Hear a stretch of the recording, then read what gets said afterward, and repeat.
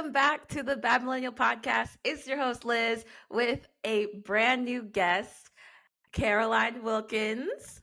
Welcome to the podcast. You guys might kind of recognize her because her sister, twin sister, in fact, was on previous episodes, Kat Wilkins. And Caroline has graciously decided to come into the hot seat and join us for another episode today. Say hi, Caroline. What's up? So we know each other basically originally through Kat because me and Kat went to Mizzou together, but she would come up and visit like a bunch of times. But you went to school in Yeah, New York. I was in college in New York, and then I feel like I was always at Mizzou though, and I don't know why, because Kat only came up to visit me like 2 times, but I feel like I was there quite a bit, and I don't understand what happened. But Maybe it was me. yeah, Like when you met me, you were like, "Oh my of gosh, course, yeah." I have to keep going back and see lists. Yeah, that's exactly what it was. And No, yeah, then and I think I probably met you freshman year. I'm sure, like I went to visit her then. yeah, had to be. I think. Yeah, I mean, early yeah. Oh my gosh, this is like over 10 years ago. This is crazy. And then I on. ended up Like, going to New York to visit you. yeah, after college, right? So it was when I was living in Long Island. Yes, Yeah. right Oh my God. after. Yep. And That's I I right. I was like couch surfing. I was like, I graduated. Let me like just see the country or whatever and be on like my friends' couches. And you graciously let me just stay in your closet that you had at the time. Oh yeah. Oh yeah. I was like, okay, you can share my room, or we have this this room over here if you want. And I was like, I mean, honestly, I was like, let's just rent out that room, have another roommate. I mean, it was a really spacious closet. Like it was very much Harry Potter vibes under the cupboard or whatever. But I swear I've never gotten better sleep in my life because as soon as you close the Really? door, there's no light and then I'm just out. Lots of all the I just want to make it Oh clear. my god. I'm staying in my room. But you had me in the closet. So, but no, I that was so much fun. And it made me realize how much I do love Long Island and Burger City. I still dream about that burger Oh and the yeah. Oh big my old gosh, I haven't been mall. to the city in a long time. Oh my Yeah. gosh. It did something to me. It changed my life. I don't know why. Really? Yeah. Oh, it Good was food so will do good. that. Yeah, honestly, like I'm missing the in real life experiences. Although now you're in California, you're in LA along with Kat, so You're only a couple hours away, like by only a plane. couple. So Only a yes. couple. I think it's my turn to go over there. Yeah, because you guys came to Napa. Yeah, that's right. Oh yeah, we'll do a back and forth thing. Yeah, we have to because you are one of the was it few friends I have that is basically off of social media. And I kind of wanted to talk about that today because us millennials, we grew up learning the internet and how online has, transformed and become such a huge part of our lives from just being an information highway to now like it's like life doesn't happen unless you document on social media. So I just wanted to like talk to you about your thoughts on that and kind of like walk us through how you came to the realization that like social media was too much or like why you needed to take a break and like disconnect from technology. I think really it was just giving me a ton of anxiety. Like it used to be fun, and then all of a sudden it was like I was thinking too much about a post, and then it would take me forever to think of a caption, and it was just like I was like, I don't want to offend anybody, I don't want to say anything wrong, and it was just too much extra pressure that I didn't need. And so I didn't delete my accounts because I need them for work, but I only get on them for my personal use, like maybe once every couple of weeks. Just check in and then get back out so I don't have to worry about anything. Just catch up a little Yes. bit and then turn it off. That's all I need. And it's really helpful. And I think it just keeps you connected to the real world and not um, the internet world, not the social media world. I think it's Mm, really important, especially for millennials, where we started off, we were at the beginning of social media when it was fun and new, and now it's a lot of uh, things seem better than they are, and everybody's showing their best selves, and it's just not real, you know. Yeah. Some things are, but others are, whatever makes me look good on social media kind of thing.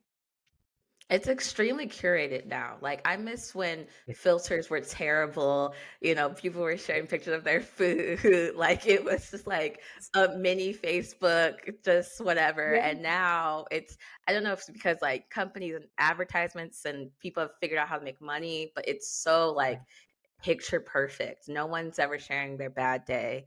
everything. Half the stuff isn't relatable anymore, like And so many companies use it. So I think it's so business minded now. And you're right, it leans towards advertisers. But you're right, I miss the mundane stuff, like pictures of food and look at my painting that I just did that nobody cares about, but it looks nice. Stuff like yeah. that. You miss that. It was really fun at a certain point, and it's almost like as soon as it became a job, like people were going out and getting a job for social media. I think that's kind of when the fun went away up for it, you know, Yeah, just for me.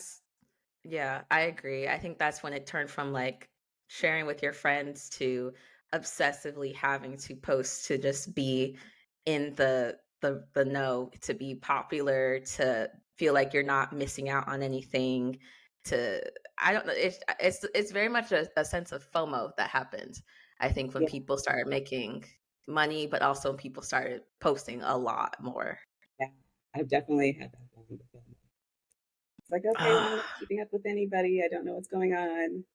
Um, and that's really the only reason I check in every couple of weeks, just so like, I didn't miss a birthday or something else. I don't know. Um, but yeah, and I'm sure that there are social media majors now in college because that's a really big market, I can't right? imagine, There's but there gotta be. I probably mean, is. or maybe it's like in the marketing program or something. Like, I'm sure there's a social media class at least. There has Uh, to be. Like, there's yeah, classes on celebrities now, so, I right. The mean, Taylor Swift class. yes, Taylor Swift class, Beyoncé class, I mean, and they're, like, they're changing economies with that, so, like, that has to be studied. So, yeah, I Seriously, wouldn't be surprised if, like, social media is a college course or a minor at this point, yeah, because I could definitely it's a see it. job.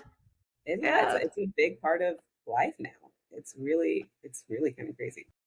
Yeah. How do you think, like, us growing up with the internet has kind of changed the way we think about living life authentically? Because I know we just said that, people are just presenting their best selves online, but, like, what does that really mean when you are now taking a step back from being online constantly? Yeah. Like you hear that saying, "Go outside and touch grass," or chronically online, or whatever that saying is. Um, I think, yeah, it's really important to keep yourself grounded in reality because all the good stuff that you see on social media, there's other bad stuff that's happening to those people. I mean, it's easy to make yourself look good for one picture or one post. But I don't know. I think it's just important to be good outside of all that. And like if I can focus on being good in my actual life, I don't it doesn't matter to me what I look like on social media. Um, but what I'm doing off of social media, that's more important to me than however I look online. I love that. Honestly, I'm noticing that people who post a lot online generally aren't really showing up in their offline lives, and it's kind of sad because it's like you're living for the likes and the shares and the reposts, but as a human, what are you actually living for? Like, what connections are you making outside of that? Um, but I think it's probably hard for millennials and even Gen Z who it's like you wake up and it's immediately you're just checking your phone. Your Like phone, it's a hit. It's like you can't live life without it. There's the whole what people still feel phantom vibrations and stuff when they're not. they don't Have have you it. yeah, when they don't have it in their hand or they're like their thumb needs they need some fidget thing to like deal with that. Have you like experienced any of those addictions or Probably not. I, okay. I do have a fidget spinner on my desk. Like I mean, that's just an anxiety thing. It helps a lot. Nice. It's better than grabbing my phone. And but I do have like um, uh, I have like a kind of a like all my feed is basically now it's like puppy videos. Oh, So yeah, so like even when I get on my Instagram, it's like it's not people, it's like animals on my feed. I was like, okay, this is great. Now it's adjusted to a better thing for me. Things I want to see. I love that.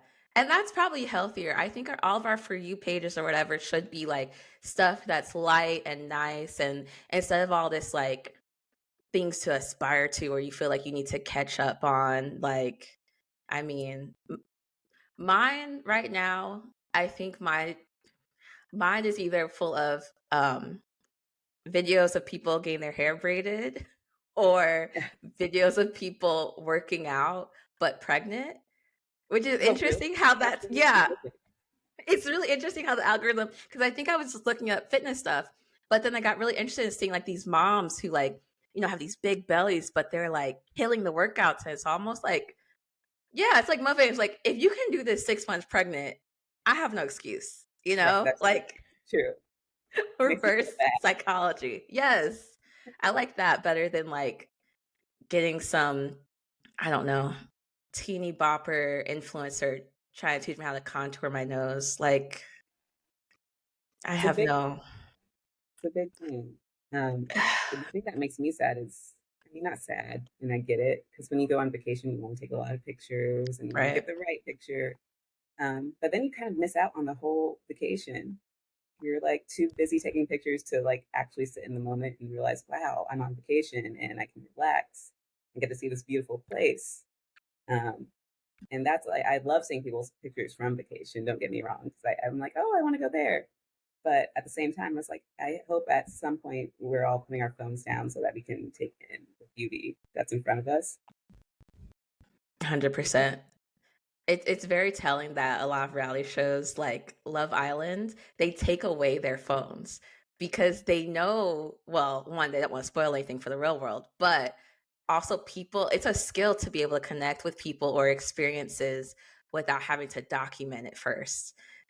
Like even with the food pictures, like if there's like the saying like, oh, the phone has to eat first, Mm-hmm. like we're our phones are living our lives for a Yeah. lot of us digitally addicted millennials, which is wild. Yeah, it's a skill now. Gosh, I think about Gen Z, my 15-year-old niece. I mean, she's glued to her phone. Like, Oh, as long as she has her phone in her hand, she won't be bored. oh my And my mom's God. always like, when my mom brings up something to do, she's always so willing to do it. But like, if you don't bring it up, she'll be fine on her Yep. phone. Yeah, she loves it. She loves it, and she's always teaching me new things, like about Oh my TikTok. gosh. Was it Roblox? I don't know. It's so many things that I feel when I talk to her, I feel really old. I'm like, oh my gosh, I don't know what you're talking about. I found that I've definitely been connected with the younger people in my life through TikTok. Like Oh, yeah, they're not on Instagram. Nobody's on Facebook but like your parents and grandparents. But TikTok for the Gen Zs, like that's everything. And I have one who like posts a video like almost every hour or so. Like really. it's just different angles of them like lip syncing to a song. Maybe not every hour, but like basically my like For You page, I can keep going and she has different videos with different songs. And I'm like, Wow. That's dedication, though. I mean, I, I give it to people who do post all the time. That's real dedication, especially like nice posts all the time. That's some real like, hey, that's some skill. yeah, I've fallen also into that trap. Ah, I do the whole batch like recording, kind of like with podcasts, record a bunch of videos at once and you just like change your shirt color or whatever. So you have like a bunch Oh, of that's different smart. videos so you can, yeah, Cheaper, not it's harder. there you go. See? And eventually, maybe one day I'll make money off of it. But I don't know. For me, I feel like certain platforms are kind of a stress reliever. Once I stopped caring about the likes or what other people say, like on my accounts on Instagram, you can actually hide the amount of likes that are being put on your photo. So instead of it saying like 12 people liked your photo, it's just um Caroline liked your photo plus other people, which Oh, I that's found like was really nice. Yeah, yeah. I a feel like really I've seen nice that one. a lot lately, which is perfect because there's no pressure to get a certain amount of likes or feel bad because you didn't get a certain amount of likes. And I think it's Exactly. really, I mean, social media is great if you can be like healthy with it, as long as it doesn't creep into your mindset. And I'm probably not that kind of person. Like, I need to distance myself from it Yeah. every once in a while. But yeah, it's a really great tool to connect with people too. I mean, even I've still like, I'll wake up to a message, and that's the one time I will check my DMs, and it'll be somebody that I haven't talked to in a while, and it's really nice. And so it is a great way to stay connected to people that you haven't seen in a while. And I love that aspect of it. That's what I liked from in social media in the beginning. It was just to connect people. And now Yeah. it's a little different now. It's a lot different now. I think Just trying to it's be all nice, but yeah, you're just a no, lot. it's definitely caused. I mean, did you see what was it? The Surgeon General, he said that he wanted a warning label put on all social media apps for children because he says that it's a crisis. Like this came up recently. Oh my gosh, let me Google this.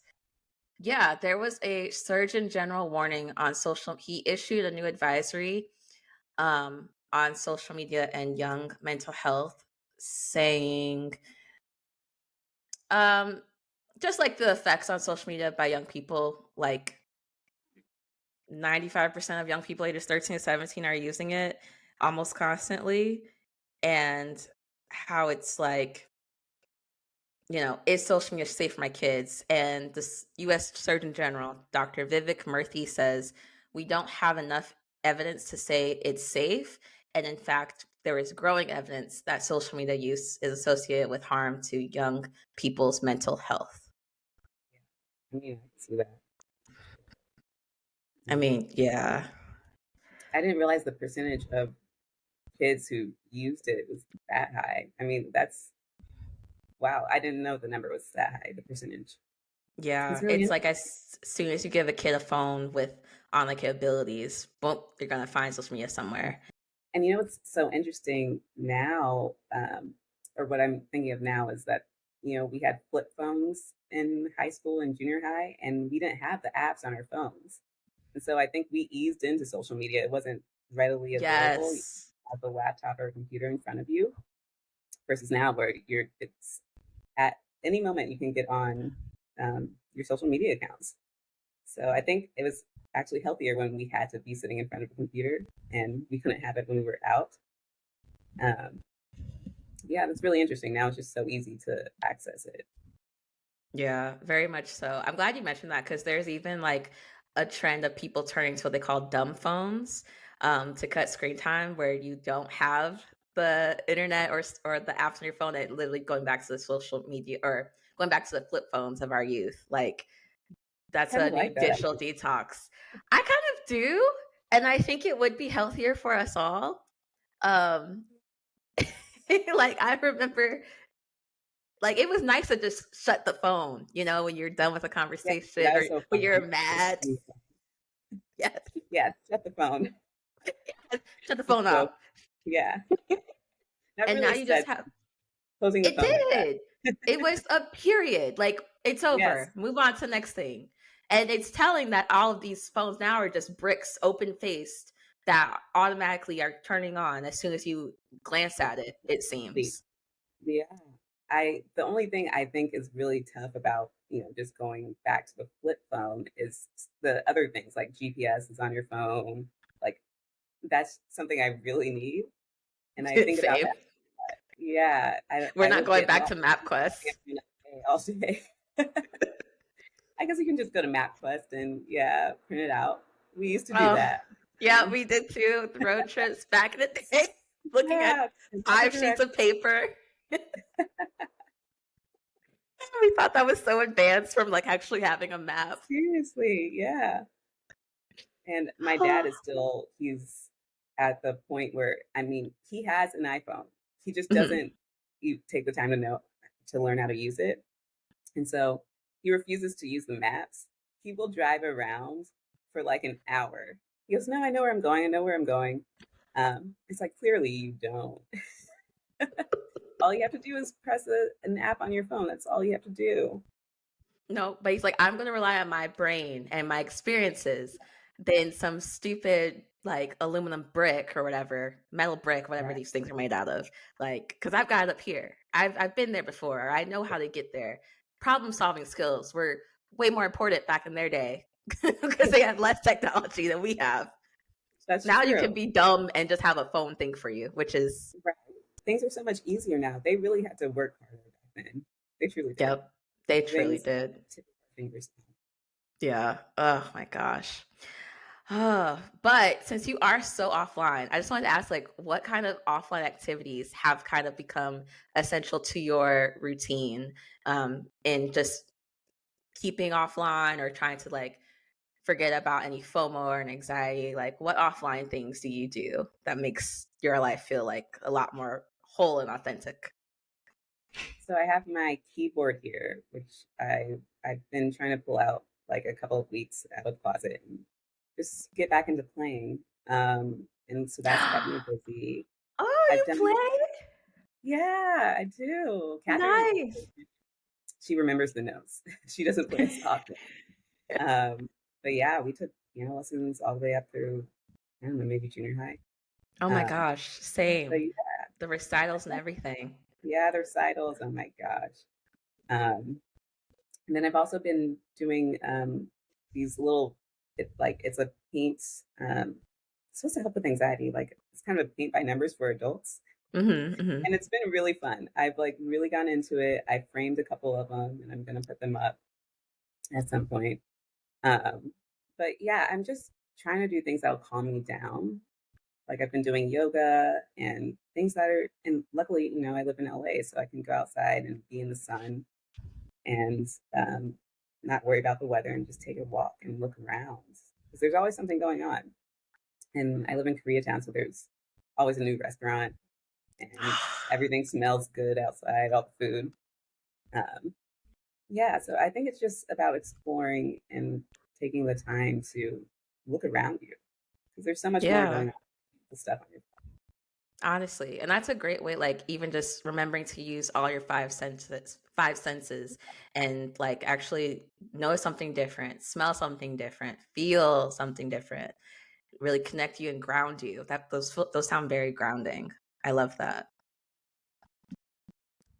What's the weirdest offline hobby you've picked up? Would you say you have any weird ones? I'm not sure I'm not sure if anything is that weird.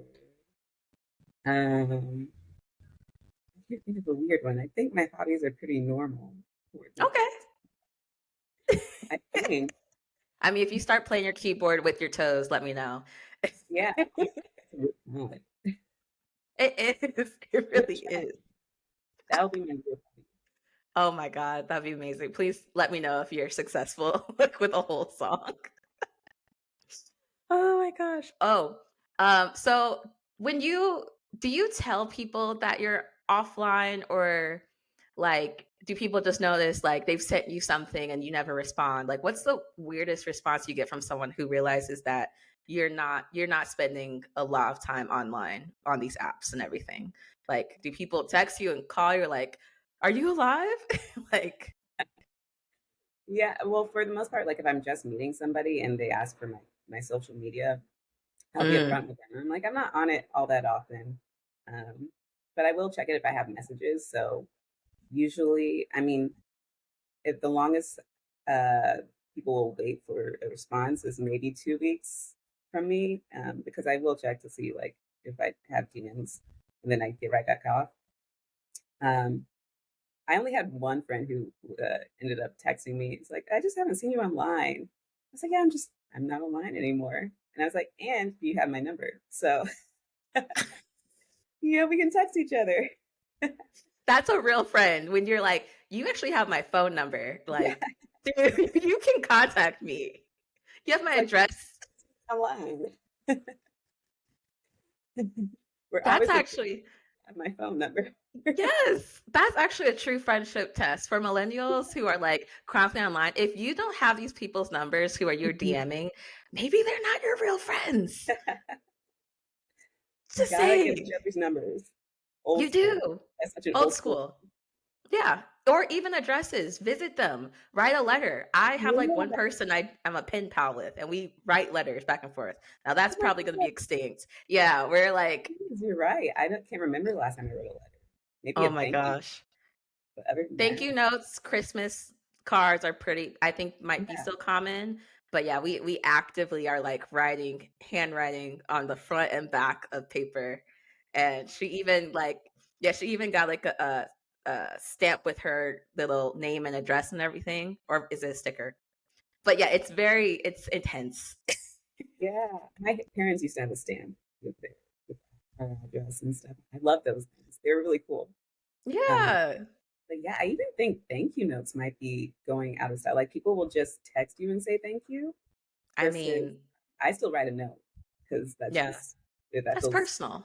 yeah, it feels yeah. But I think maybe it's kind of going out of style to write thank you notes and people just text or call and say thank you. Yeah. Maybe The not. Maybe etiquette yeah, the etiquette's kind of changing, like, yeah, because there are people who, like, literally will just say thank you in person, and then that's it, yeah, and there's no follow-up, like, you bought a gift for the baby shower, you show up to the wedding, they hug you, and that's the thank you, and that's it, like, yeah. that's they That's got enough. post the pictures online, yeah, which is I don't know. I do like a good thank you note, honestly. Me It too. because it's like you actually took time out of your day to think about Yeah, this person and keep that connection, right. I guess or a phone it's call. yeah, it just depends because I know some people don't like having the card sent to them because they're like, what am I going to do with this card? I'm going to do with this note other than read it once and then throw it in the trash. Um, Yeah, but yeah, I like the idea that somebody's thinking enough of me to write a note. That's so nice. agreed, agreed. Um, I wonder because you are the offline queen, girly, is it hard or easier for you to pick up the phone and call someone and text? I've noticed that because a lot of us are very addicted to social media and the DMs and stuff, it's kind of turned a lot of anxiety towards getting unexpected phone calls, or even like text message, or when you're putting a group of people for a text message, it's like people freak out. But Yeah, DMing someone on social media is fine. So I'm wondering like if you've ever had that anxiety over phone calls or texts or FaceTimes. I have always had anxiety about making phone calls from the time I was little. Mm. Um, and I'm not sure if that's a millennial. Do you have a hard time making phone calls, or is it I easy? do. I think I don't know if it was I think it probably was when social media became everything Uh, because I got so used to being able to see what people were already doing. Um and something about a phone call is it's so interruptive. There's just, like it's like I don't know what you're doing, and am I like interrupting your life? Or I know I feel very interrupted when I get an unexpected phone call, and it just something. It's the anxiety, the little like, oh my god, am I expected to keep up a positive mood, or like is yeah, this going to be something hard? Um, but then like once you get through and you actually pick it up, you're like, oh, this is nice being able to like have a quick back and forth yeah, instead of exactly. right, like where it's text and stuff, you can misinterpret things, or someone sends you a meme and you're like, this has nothing to do with my daily life at all. Why why are you Yeah, sending me this? that's so Yeah. true about text messages because you can't tell the tone of what somebody is saying. So you could get a sarcastic text and think it's uh, what they actually mean. Then you get confused, and I'm not sure if you've ever seen this Key and Peele sketch, where that's basically the premise of the sketch, and they're texting each other, and one person is like really really happy, and the other one's getting mad at the other person because they think the tone is off. Like they think they're Yeah. being mean when in reality they were being nice. It's a Oh my hilarious god. sketch. But Oh, I I always love that. laugh at that because I'm sure it happens all the time where people are like, "Why are they being so mean?" And there was no ill intent at all behind the Yep. text message, but they'll Yep. think it was. So when it comes to that, I will pick up the phone. I'm like, okay, we're clearly misunderstanding each other. Let's just do a phone call. Or you Oh, have that's yeah. people, a lot of people will text and say, "Hey, can I call you? Are you free for a phone call?" Which I kind of appreciate that sometimes. This is, I do too. Cause I just get shocked when it's like all of a sudden someone's when calling your you phone rings. randomly. Yes. Like if it's not my mom, then like, why are you calling me? Like Right. it's weird. Like, is it an emergency phone call? That's so in the 1990s, Oh man. my God, right? Like you can But send even when I emojis for this. A what? even when I have to make a phone call for work, Oh, I'm anxiety ridden about it. do Every you single keep your time I have camera to, on or are you able to turn it um, off? I'm able to turn it off. It depends on which meeting I have. But like if I'm making a phone call to an indie writer to get them, to get their permission and stuff, I get so nervous, and I write out a script for myself. Like that's how much I can't be on the spot when I'm making a phone call. I'll Interesting. write out a script. Yeah, and it helps me a lot. And I bet there are other people out there who do that. Oh yeah, like even Me, for this interview, I wrote several questions just so yeah, like we're focused on something because for me, I can go on and on and on in a tangent that had nothing to do with what we came here to do. So right. I Keeps me totally focused. writing scripts, yes, it's a great guideline and helps definitely reduce some of that angst of like, Mhm. I don't know where this is going. Although personally, I like that. When Yeah. I don't know where something's going. You like to be spontaneous. I do. I'm leaning more into my fire sign a bit with that, like for Yeah. sure. Just like, let's see what happens. Are we gonna explode? Like, Fire signs for the win. Fire signs for the win. because you're a Leo, right? I'm a Leo. Yes. Even though, Somehow Leos man, and Aries get along so well. yeah, that's exactly right. But people never think that I'm a Leo, and I get it because Leos are supposed to be, they want to be the center of attention, and they're very you know out there and outgoing usually, and that's just that's not me. So Yeah, you're um, very much an undercover. Although people say that we more so act as our rising sign, I really, guess.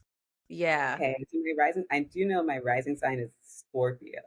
I think. I know Pretty that's sure. water. Yeah, that's That's for more of a sure. go with the flow, but Oh, okay. also it's like you are still running things, I think.